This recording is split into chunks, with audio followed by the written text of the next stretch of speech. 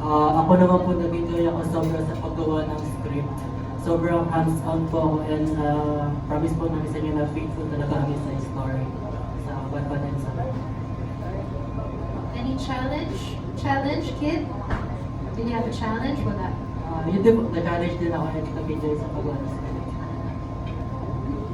For me, I think both the challenge and the scenes that I enjoyed the most were the ones that had a lot of logistics, like putting up the table, and then we all have to run and go back and forth, back and forth. So that was really fun to shoot right there. Ang pinaka na-challenge po talaga ako is may scene po kasi kami na parang nasa bukid kami. Tapos umulan bigla. So yung land, ang putik-putik na siya. Tapos parang yung land, parang pababa siya. Tapos pag aakyat kami ulit, kasi need mag-top 1 ulit for the scene. Tapos babaakyat kami, tapos super slide talaga. Sobrang basa pa ng land. So sabi ko talaga, oh my God. Direk! Doon pa ako na-challenge. And then, yung nag-enjoy naman po ako sa bonding namin kasi every after may mga heavy scene kami, parang syempre, buo namin nilalabas yun. Then after nun, doon kami nagtatawanan ng ganyan.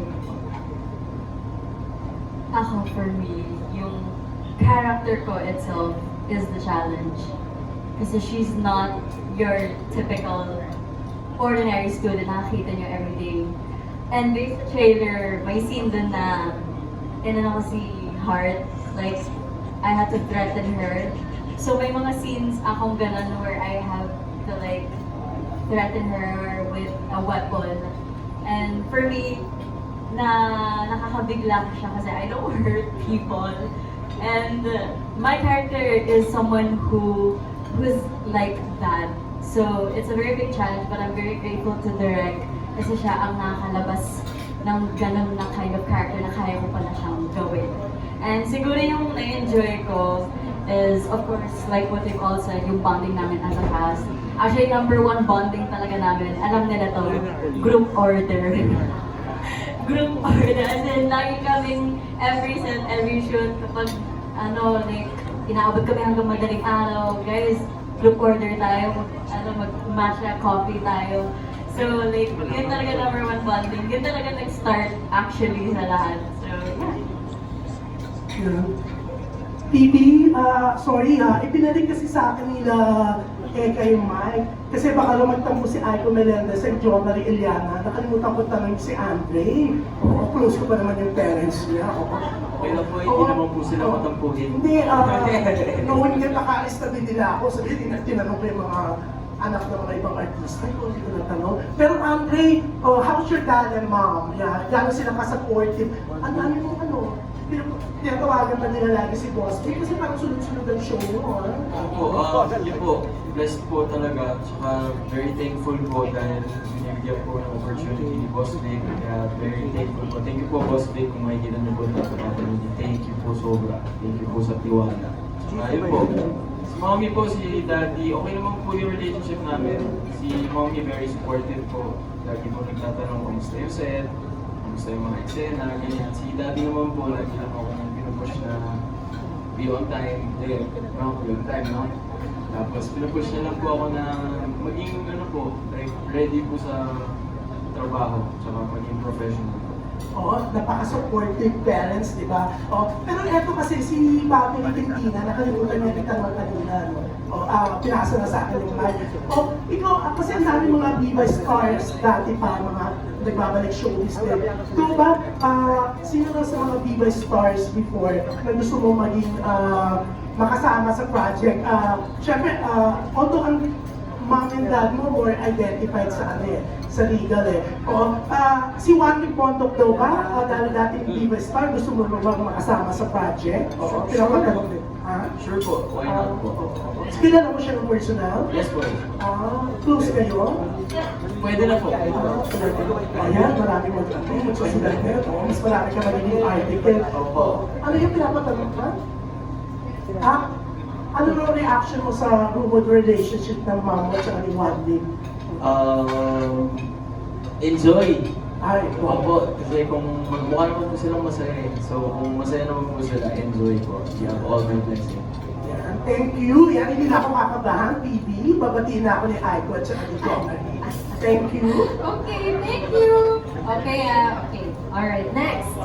From People's Journal, Philippine Star, and ABS-CBN Entertainment, we have Leia Santerio. Hi, good evening. Hi, PB. I would like to ask directors and the writer. Hi, direct, how did this project land on your lap? Nagulat din po ako, tinawagan po ako ni Boss Vic. Sinabi, Bobby, ikaw ikaw mag-direct ng Red University. Oh, alright. And there are a lot of my projects kasi na gusto ni Boss Vic pagdating po sa treatment. At nakita niya na bagay na may apply ko po sa project na. So that's how I got it.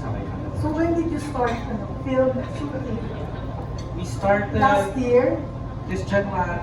This January This January. na. Ay, actually hindi. December pa lang. Around November 20. We had a few days before the Christmas season.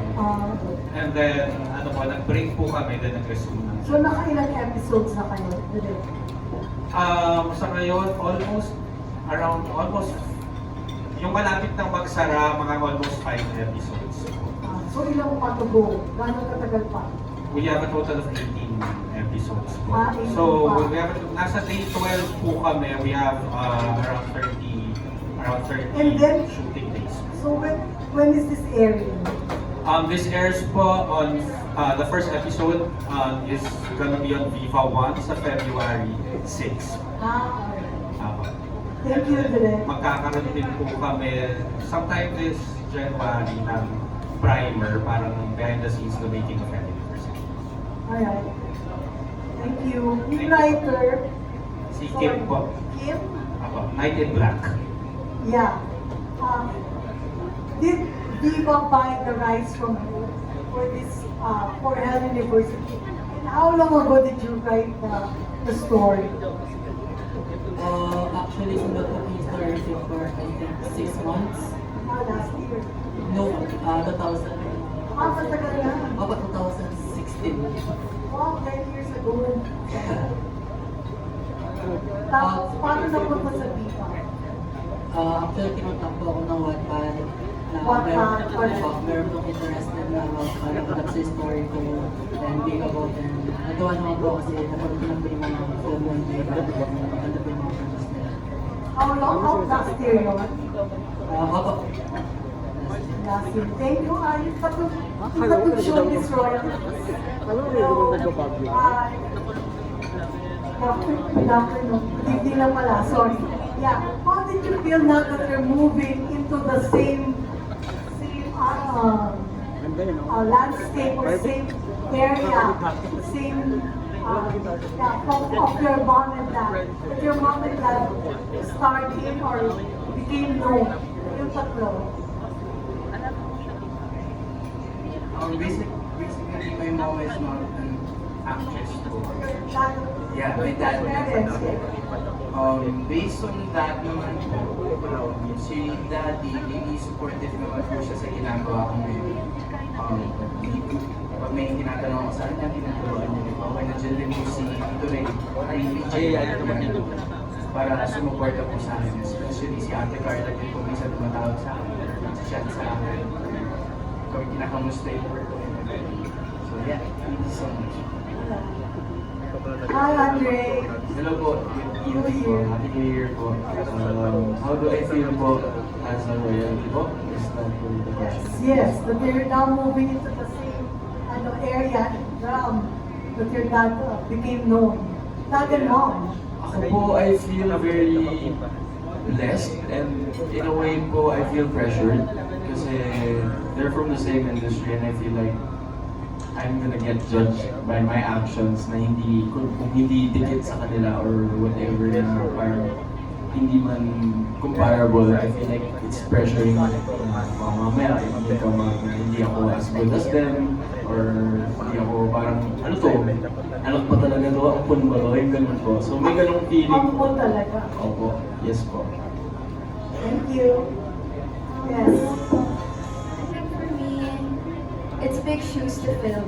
I also feel very pressured, but also very honored and grateful that I have this role already. It's unbelievable because I also didn't expect na papasok ako sa showbiz.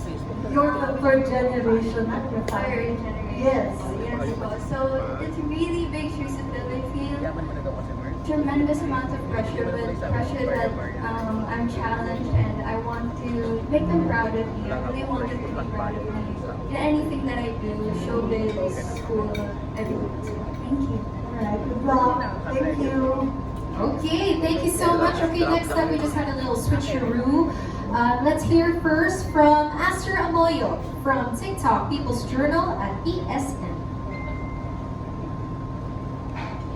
Sali pala ako dito.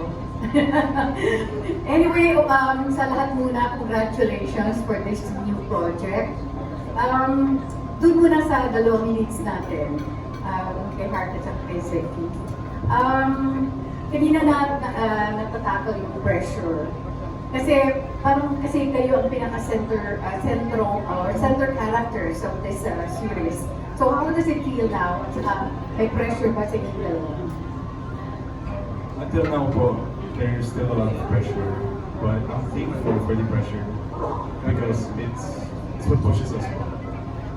Yeah, there's still pressure, definitely, but I'm thankful for it. Thank you. Si Heart. Of course, I still feel pressure until today. I feel pressure now even. Just like what Zeke said, we're thankful for it because it pushes us to do it. Follow lang sa inyong dalawa. Kasi kung pagbabasehan yung mga previews sa Vivo One series, yung mga ginagawang love teams, nagiging sila. Or nagkakaroon ng special, what you call that, friendship sa kanilang pamilya. In your case, sa inyong dalawa, ano ang nakikita niyo sa isa't isa? Definitely not po. Heart here has a boyfriend. Oh, binubing naman His name is Mary J. She has a partner, and I 100% respect that po. Pero we're cool. We're friends. How about you? How about you, Zeki? Are you taken? I'm single. Okay. I choose to focus on work. Alright, thanks for being honest. Zeki muna, yung writer muna. Ano ang naging inspirasyon mo para mabuo mo itong Del University? Yung inspiration ko talaga dito, napanood ko na The Purge movie. Actually, pinanood po namin yun sa school. Tapos after po na nagkaroon kami ng mga biroan ng mga friends ko na what if magkaroon ng purge sa school, saan kami magtatago. Parang doon po talaga umikot yung inspiration ko. Anong pakiramdam mo ngayon na nakikita mo na nabibigyan na ng totoong buhay yung mga characters na binuo mo? Actually, it still feels surreal to... Actually, pa rin po makapaniwala na andito kami dati. Hindi ako makapaniwala na yung mga character na sa imagination ko lang dati, totoo na. But I'm proud of them and alam ko na magagampanan talaga ng lingkod. Thank you. And of course, kay Direk. Direk, congratulations. So happy for you. Thank you, Tita Aster. How does it feel also? I think if I'm not mistaken, this is the very first series mo sa Vivo One. Yes po. Okay. These are all young people. So, paano mo sila hinide? Paano mo sila how do you call this? Motivate? Especially na parang ikaw yung tatay-tatayan, syempre, yung project nito. Opo, we had workshops naman po, and ano po, I don't mince words. Real talk palagi po sa kanila. And ayun nga po, masasaktan sila sandali. Pero nakikita naman nila after kung sabunin sila, nakita naman po nila na para sa kanila din po kasi yun. Kasi okay na lahat pagkatapos. Pagkatapos silang pagkatapos ng eksena, ayun, tapos na yung eksena, okay, good. Sinasabihan, hindi din naman po ako madamot sa words of encouragement and affirmation sa kanila. Itong generation na po na to, usually, gusto nilang marinig kung pangit bang ginagawa nila at at the same time kung mabuti silang ginawa, gusto nilang marinig yun at pinaparinig ko po sa kanila yun. And I'm proud of each of them. Thank you. And my last question, kasi alam ko marami pang tatanong. Siguro kay Zach, kay Andre, and of course si Gabby. Gabby, I'm so happy for you. Nakita ko nanay mo. Siya, tinaguri akong stage mom. Siyempre, natakot na nga dito because you are, yung mga parents nyo are of course popular personalities before you. So, natanong din kayo about the pressure. Ang itatanong ko lang sa inyong tatlo, sino nag-encourage you? Or kayo ba ito on free will na pumasok din sa or sundan ang footsteps ng parents nyo? I think it's collaboration. Because I didn't make this decision on my own. I had my parents to guide me because they were the ones there first.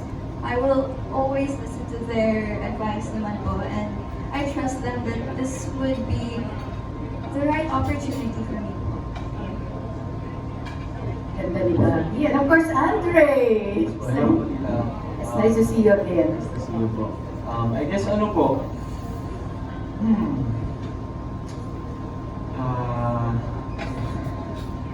gusto mo pa una? So, una ka na, Trey? Jack po. Jack, your dad is may anak-anakan. They co-manage si Bertita. Okay, and of course, good luck to you. You're being managed by OG Diaz, di ba? Yes po. Yes. Oh, yes. Okay, good luck to you. So, anong sagot mo? Sa akin po, actually nung bata po ako, hindi naman po talaga ako gusto mag-artista. Kasi I would be focused on basketball. Pero may mga times po kasi na sinasama kami ni Daddy sa taping, sa Pangako Sa'yo, nakikita ko po yung mga ginagawa nila. Tapos bigla lang may nag-click po sa akin na parang gusto kong matry. Gusto ko po, parang interesado po akong gawin siya. And thankful naman po ako kasi supportive naman po yung dad ko sa na gawin ko po itong career na to. So, yeah, I'm really grateful po na nandito na po ako sa inyo. Thank you so much. Good luck to you. Thank you so much. Ayun po, dito. Yung nag-encourage po sa akin, si Mommy. Pero si Mommy po kasi nung unang beses niya po ako in-encourage. More on pilit po yung gusto. Parang ako napipilitan po. Tapos parang hindi ko po siya talaga trip. Tapos nung pandemic po, yung lolo ko po, he passed away po. Yung huli niyang halubilin sa akin na parang sabi niya po sa akin, "Uy, hindi lahat nabibigyan ng opportunity na meron ka. So bakit hindi mo subukan?" So sinubukan ko po ulit and I fell in love with it po. And from that moment on, gusto ko na po siyang gawin. And every time I work po, I want to work and work and work po. So yun po yung nag-encourage siya. Thank you so much and good luck to everyone. Thank you. Okay, thank you so much. Now let's go to batch 2. Of course, Jojo Panaligan and Venancio Dalian Carvajal and Kate Adahar. So now, from Rider PH Studios, Jojo Panaligan. Thanks, Vicky. Direk, pwede kayo mag-expound dun sa sinabi nyo kanina na na-discover nyo may mga third eye yung actors nyo at saka binumulto mo. At saka hindi nyo ba naisip mag-change location dahil may mga ganun-ganun? Okay naman po yung mga multo doon. Ano naman, dasal po sa umaga. Pero kasi may mga instance doon. Una, may isang area po doon, na cafeteria namin supposedly. Nung papunta po kami sa set, yung art department, may pinag-uusapan na bubulungan, papakita ba natin kay Direk? And then, ayun nga, dahil chismoso ko, tinignan ko din naman po. Nung tinignan ko yung cellphone nila, may nakuhanan ng picture sa isang part nung area, nung cafeteria. dark, nakakakilabot po. May isang matangka, tsaka may isang maliit. Tapos, wala pa sina Andre at Jack sa set nun. So pagkatapos nun, pabalik na kami, pa-resume na. Si Jack, madalas magsabi na ito, may nararamdaman ko ako, meron dito, malakas siya. Feel siya. Hindi siya nakakita. Si Andre yung nagsabi na nakakita siya. Tinanong ko si Andre, nakakitiwala ka ba sa mundo? O, direct nakakita po ako. Sige nga, punta ka dun sa set. Tignan mo kung ano meron. Tapos tignan mo kung meron. Tignan mo kung meron. Hindi ko sinabi sa kanya. Tapos, after a few minutes, pumasok na ako. Wala siyang alam. Sumasalubong na, direct meron po. Ano nakita mo? Parang bata po. So yun, without him knowing, not-match yung description niya. Doon sa cellphone. Doon sa picture, doon sa nasa cellphone. And then after, ayun, sabi ko, Jack, di ba, nakakausap? Minsan may mga ginagawa si Jack para maging maayos ang pagitungo ng mga elements. So sabi ko, pumasok na kayo doon, Jack. Puntahan niyo. So sila kinausap nila. And then after, may ginawa si Jack. And then after, nandun pa rin naman sila. May mga nangyayari pa rin paminsan on set na hindi namin maipaliwanag. Tuloy pa din na doon ang location, syempre. Kasi may tuloy pa rin. Yung bonus question ng kay Nightingale. Kanina sinabi mo na hindi ko alam kung happy ka na faithful yung pagkakagawa dun sa pagkakasulat mo. But after 10 years, hindi ba sumagi sa isip mo na i-update yung story or bigyan ng lisensya yung director since medyo malaking panahon na yung lumipas? Actually, collaborative po talaga siya. May suggestion po ako, tapos may suggestion din po sila direct. So, pero pinagsasama rin po namin yan. So, open ka naman Opo, sila? open po. So, yung mga nagbasa nito, maaaring may mapanood na video. Opo, meron po mga minor changes lang naman. Pero for the effective ng consistent for namin. Di ba? Lalo din ang panood. Malami po available siya.